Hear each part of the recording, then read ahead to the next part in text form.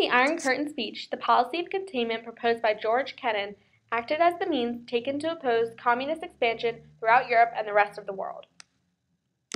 Although these years were filled with standoffs between the U.S. and the Soviet Union, such as the Berlin blockade and the subsequent airlift, it was during Kennedy's administration in the 1960s when the threat of war with the Soviets was at an all-time high. Only a few generations have been granted the role of defending freedom in its hour of maximum danger.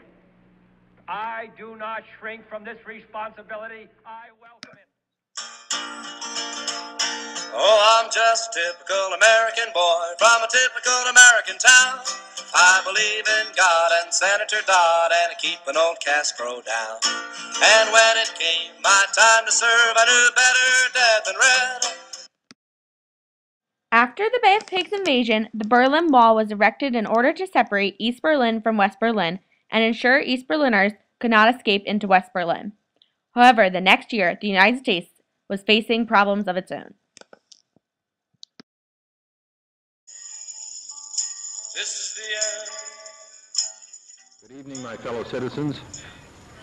This government, as promised, has maintained the closest surveillance of the Soviet military buildup on the island of Cuba.